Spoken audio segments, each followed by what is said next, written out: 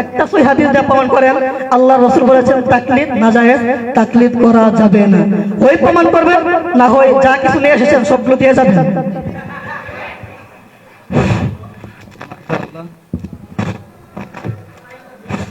মাশাআল্লাহ, মুকাল্লিদ ভাই খুব চমৎকার একটা প্রশ্ন করেছে, এই জন্য ওনাকে ধন্যবাদ জানাচ্ছি।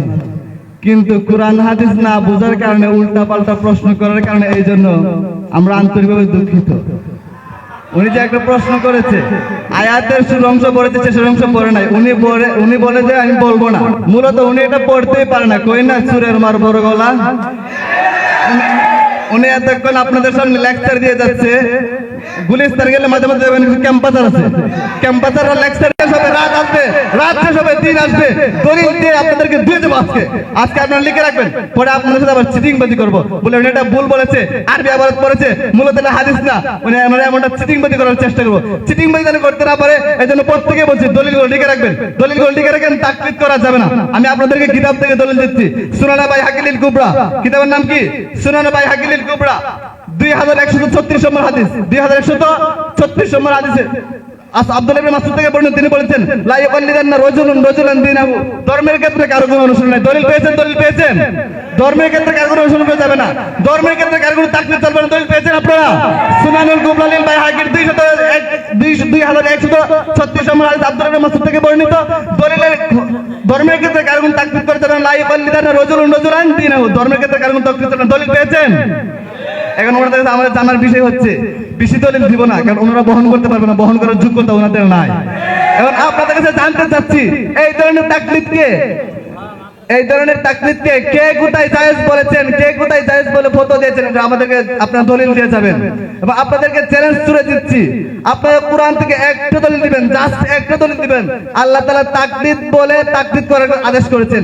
যদি আপনারা একটা দলিল দিতে পারেন, আমি রেজাল্ট করব। আজ এই মঞ্চ থেকে আপনাদেরকে চ্যালেঞ্জ দিয়ে যাচ্ছি, 50,000 টাকার চ্যালেঞ্জ দিচ্ছি, একটা দলিল দিবেন কোরআন থেকে যে তাকলিদ করার কথা আল্লাহ তাকলিদ শব্দ বলে করেছেন। যদি একটা দলিল দিতে পারেন, আমি আজকে এই মঞ্চ থেকে কান কেটে চলে যাবো, আর কোনোদিন মাইকের সামনে আসবো না। আর যদি দলিল দিতে না পারেন, জাতির সামনে আজকে প্রমাণিত হয়ে যাবে আপনারা চিটিংবাজ। জাতির সামনে প্রমাণিত হয়ে যাবে, এতদিন জাতিকে ভুল বুঝে আপনারা জাতির সাথে চিটিংবাজি করে যাচ্ছেন।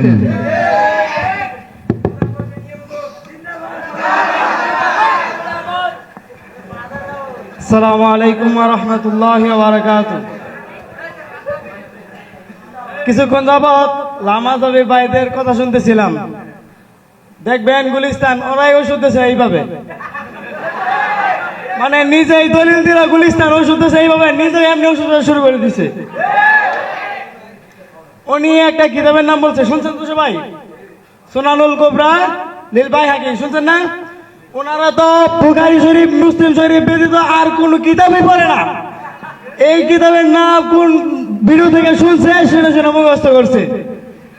এটা প্রমাণ আমি দিতেছি, সমস্যা নাই। উনি বলছেন সুনানুল কুবরা লিল বাইহাকির 2136 নম্বর হাদিস, এই হাদিসটা তিনি উল্লেখ করছেন ইবনে মাসউদ রাদিয়াল্লাহু তাআলা আনহু থেকে বর্ণিত। হাদিস বলছেন কি, আন ইবনে মাসউদ রাদিয়াল্লাহু তাআলা আনহু قال لا يقلدن رجل رجلا دينه, এতটুকু পড়ছে শুধু। উনি যদি আসলে হাদিসটা পড়ে থাকতো তাহলে পুরোটা হাদিস এখানে বলতো। অথচ হাদিসের শেষ হয়ে গেছে, হাদিসের শেষ অংশ আছে ওয়া ইন আমানা আমানা ওয়া ইন কাফারা কাফারা। দিনের ক্ষেত্রে কোনো তাকলিদ নাই যে সে ঈমান আনলে আমি ঈমান আনবো, সে ঈমান না আনলে আমি ঈমান আনবো না। অর্থাৎ আমরা কখনোই এই কথা বলি না যে আপু আনিবে ঈমান আনলে আমরা ঈমান আনবো, এই কথা কোনোদিন বলেছি?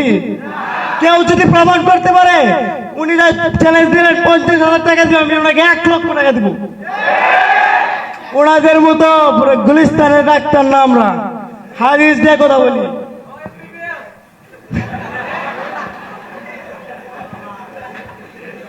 আমরা এখন না, শুধু আগেও বলে এসেছি, একবারে 1236 ইসি থেকে এই গায়রে মুকাল্লিদের শুরু, উৎপত্তি স্থল। ওইখান থেকে আমরা আজ পর্যন্ত এই করে স্পষ্টভাবে বলে আসতেছি যে ঈমানের ক্ষেত্রে কোনো তাকলিদ নাই। তাকলিদ হলো শরীয়তের বিধিবিধানের ক্ষেত্রে, ঈমানের ক্ষেত্রে আপনি যারা তাকলিদ করবে কেন? ইমান আনার ক্ষেত্রে আমি আল্লাহর উপর ইমান আছি, আহ্বান ইমান আল্লাহ আল্লাহ নাই, আমি আল্লাহর উপর ইমান আছি, এটা তাকলিদ করা লাগবো? লাগবে না। শরীয়তের সূক্ষ্ম বিষয় বোঝার ক্ষেত্রে ইমান আহ্বান ইমান তাকলিদ করা লাগবে, যেরকম আপনাদের মধ্যে গণ্ডমূর্খ কিছুই বুঝে না। আর আপনি শেষে বলেছেন কি কোরআন হাদিসের মধ্যে তাকলিদ শব্দ উল্লেখ নাই। আমি আপনারে বলি, কোরআন হাদিসের কোন জায়গায় নামাজ শব্দ উল্লেখ আছে? আপনি নামাজ পড়েন? আরে বেটা, কোরআন হাদিসে ইত্তেবা শব্দ উল্লেখ আছে, আর এটা অনুসরণ করা, তাকলিদ অর্থ অনুসরণ করা। কোরআনের মধ্যে সালাত উল্লেখ আছে, নামাজ উল্লেখ নাই। কোরআনের মধ্যে সিয়াম উল্লেখ আছে, রোজা উল্লেখ নাই। এর দ্বারা এই কথা বোঝা যায় না যে রোজা রাখা যাবে না, নামাজ পড়া যাবে না। কিছুদিন পরে দেখবেন বলবে কোরআনে তো নামাজ লেখা নাই, এর জন্য নামাজ পড়া যাবে না। সন্দেহ এগুলো স্পষ্ট গুমরা, এবং প্রশ্ন যদি না হয় তাহলে এই সমস্ত কথা বলতে পারে না। মাথায় কি কিছু আছে ওদের? আজকে জাতি দেখতেছে গায়ের বোকাল কত রকম বর্ষ গুমরা সব আস্তে আস্তে প্রকাশ পাইতেছে। আপনাদেরকে আমি স্পষ্ট ভাষায় জানাই দিতে চাই, যদি বাপের বেটা হন তাইলে একটা হাদিস, স্পষ্ট হাদিস দেখাইবেন যেখানে মুকাল্লিদদের ইত্তেবা করতে নিষিদ্ধ করা হয়েছে। একটা হাদিস, একটা কোরআন আয়াত দেখাই যাবেন।